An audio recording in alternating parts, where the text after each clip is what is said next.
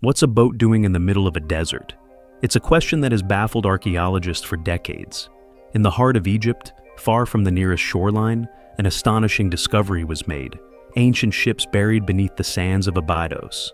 These vessels weren't mere models or remnants. They were full-sized, seaworthy ships that predate the Great Pyramids by centuries. Who built them? Why were they placed so deliberately in the desert? And what secrets do they hold about the seafaring capabilities of ancient civilizations?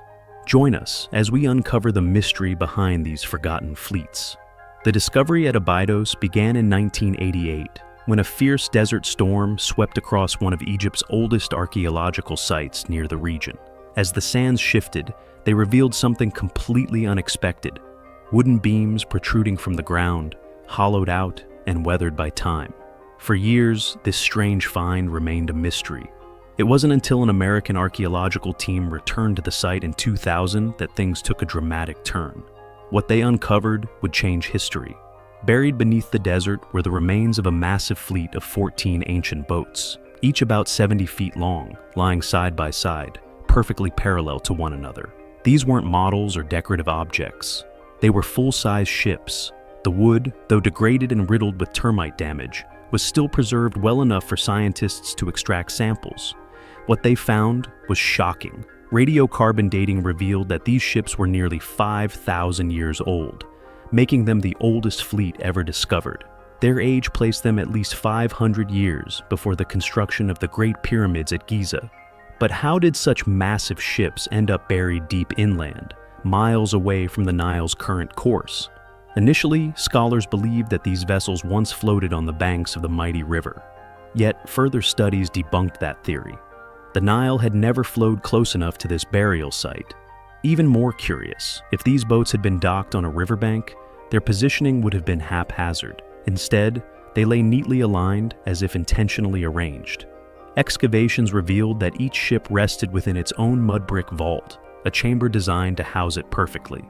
These enclosures were about a third the size of a tennis court, with mud brick walls lined with over 120 boat drawings, carefully painted on whitewashed surfaces that had somehow survived the ages. Though local villagers and early explorers had known of the site's existence for over a century, it wasn't until the 21st century that the true significance of the Abydos boats was understood. Their deliberate placement, their scale, and their craftsmanship spoke of a civilization capable of remarkable engineering feats.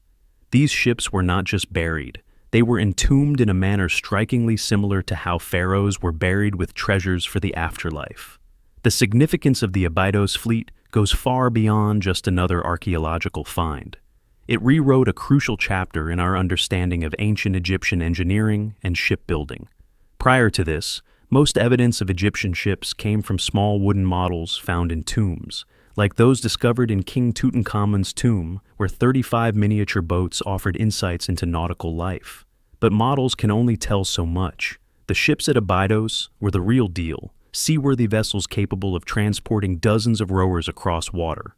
These weren't primitive rafts or dugout canoes either. Unlike earlier boats made from hollowed-out tree trunks or bundled reeds, the Abydos fleet was crafted from planks lashed together, a shipbuilding technique that marked a significant technological leap.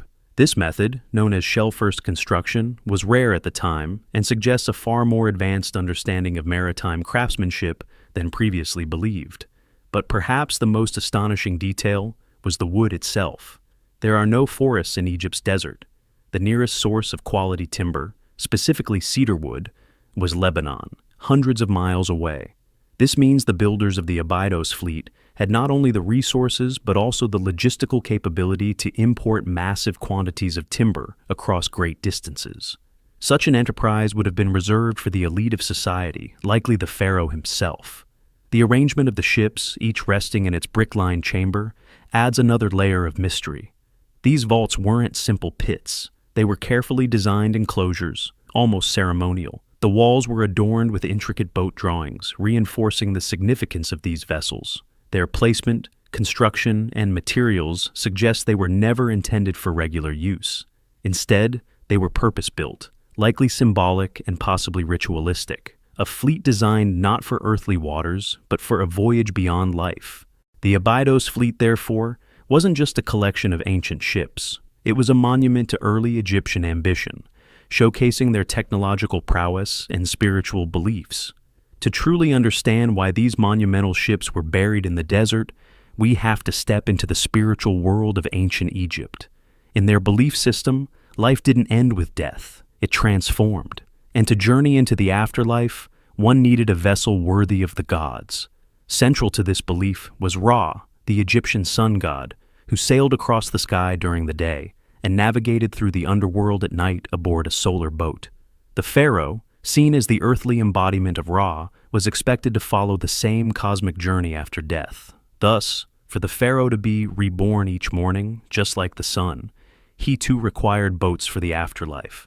This is where the Abydos fleet takes on its deeper meaning. These ships weren't mere tools for earthly travel. They were vehicles of spiritual passage, crafted to accompany the pharaoh's soul on his eternal voyage. Their burial near Abydos, a sacred city associated with Osiris, the god of the afterlife, strengthened this symbolism. The boat's orientation, perfectly aligned and meticulously arranged, echoed the order and harmony Egyptians believed governed both the cosmos and their society. Even Khufu's solar boat, discovered beside the Great Pyramid centuries later, followed this tradition, providing the pharaoh with transport for the next world. Yet despite their grandeur, scholars remain unsure whether the Abydos boats ever touched water. They may have been used in ceremonial processions or built purely for symbolic purposes. Either way, their construction demonstrates not only remarkable craftsmanship, but a deep spiritual commitment and an effort to ensure that Egypt's rulers could traverse the mysterious waters of eternity, just as they once ruled the Nile. The Abydos fleet is just one of many jaw-dropping examples of ancient Egyptian ingenuity. Across the sands of Egypt, other technological feats continue to amaze modern scientists and historians alike. One of the most remarkable is the solar boat of Pharaoh Khufu. Discovered in 1954 near the Great Pyramid of Giza, this vessel, unlike the Abydos fleet, was almost twice as long, stretching 143 feet, and was carefully disassembled and buried in a pit to accompany Khufu in the afterlife. The precision and craftsmanship of Khufu's boat mirror the sophistication seen at Abydos. Constructed with cedar wood planks tied together using rope, a method known as sewn plank construction, the boat's design was so advanced that when it was reconstructed, it floated perfectly. It demonstrated that ancient Egyptians possessed not only religious motivations for their ships, but also real seaworthy engineering skills. But Egypt's engineering genius wasn't limited to shipbuilding. Venture south to Saqqara, and you'll encounter the Serapeum, a labyrinth of underground tunnels housing 24 massive granite sarcophagi, each weighing between 70 to 100 tons. These weren't ordinary coffins. Carved from a single block of granite, their surfaces were polished to a mirror, finished with precision so exact that even modern tools struggle to replicate it. How these giant boxes were transported through narrow tunnels and lowered into perfectly fitted niches remains a puzzle. The tunnels themselves were only slightly wider than the sarcophagi, leaving no room for hundreds of workers to maneuver. Some speculate the use of sand-filled chambers to lower the boxes, a technique requiring incredible skill and coordination. Adding to the mystery is the speculation that these sarcophagi weren't just for burying sacred bulls as traditionally believed. Some theories suggest they might have been sealed energy chambers, utilizing the piezoelectric properties of granite under pressure. The notion is controversial, but reflects the open questions surrounding ancient Egypt's technological prowess. Together, these marvels, whether ships buried in the desert, boats hidden near pyramids, or sarcophagi carved with uncanny precision, point to a civilization that blended spiritual belief with technological mastery, creating artifacts that continue to challenge modern understanding. While the Abydos fleet offers an incredible glimpse into Egypt's early mastery of shipbuilding, it's far from the only example of advanced ancient maritime technology. Across the world, other civilizations built remarkable vessels, raising the question, did these cultures develop seafaring independently, or was there a transfer of knowledge across distant lands? Take, for example, the Viking longships of Scandinavia, sleek, fast, and designed to navigate both open seas and shallow rivers. These vessels appeared thousands of years after the Abydos fleet, yet their construction shows an advanced understanding of hydrodynamics and ship stability. The Vikings used overlapping planks, known as clinker-built construction, allowing flexibility and strength in rough waters. Further back in time, the Phoenicians, renowned traders of the ancient Mediterranean, mastered shipbuilding techniques that enabled them to sail beyond the Straits of Gibraltar, possibly even reaching as far as the British Isles and West Africa. Their sturdy merchant ships were equipped with a central keel, improving stability during long voyages. In the Pacific, the Polynesians developed double-hulled canoes capable of traversing thousands of miles between islands using only the stars, ocean currents, and bird flight patterns. They populated vast stretches of the Pacific Ocean long before European explorers dared to cross such distances. The Chinese treasure ships of the Ming Dynasty, built centuries later, dwarfed most vessels of their time. Some reached lengths of over 400 feet, carrying hundreds of sailors, soldiers, and diplomats on voyages across the Indian Ocean. These global examples raise intriguing possibilities. Was the Abydos fleet a unique innovation of early Egypt, or did it reflect a shared legacy of maritime knowledge that spanned continents? They invite us to question what we think we know, to peer into the ingenuity and complexity of early civilizations, and to consider the possibility that the ancients understood far more about the world, its elements, its challenges, and perhaps even its unseen dimensions, than we've yet realized. The fact that the Abydos fleet was buried so deliberately and with such precision suggests that these ships were never just tools. They were symbols, part of a cosmic narrative where the pharaoh wasn't simply a ruler, but a divine being undertaking a celestial voyage. Whether they ever touched water in the physical world is beside the point. Their true destination was the afterlife.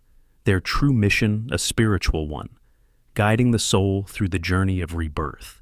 And that's what makes them so extraordinary. In our time, ships are often seen as practical machines, yet in Abydos, they were spiritual vessels, carefully engineered to navigate a metaphysical realm.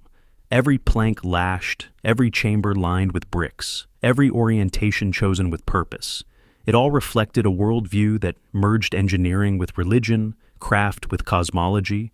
Even thousands of years later, these ancient boats stir something in us. They remind us that humanity has always looked beyond the horizon, not just physically, but philosophically. The Egyptians believed in a balance between the seen and unseen, in the power of ritual, and in the continuity of life, beyond death. And they channeled those beliefs into their engineering, creating marvels like the Abydos fleet, the solar boats, the Serapeum sarcophagi, and the lost city of Aten. In many ways, the real voyage is ours. With every excavation, every rediscovered artifact, we get closer to understanding the minds and motivations of a civilization that helped shape human history. But as with all great journeys, the path is as important as the destination. And as long as there are buried ships waiting beneath the sand or cities waiting beneath the dust, the story of ancient Egypt and of human potential will continue to unfold.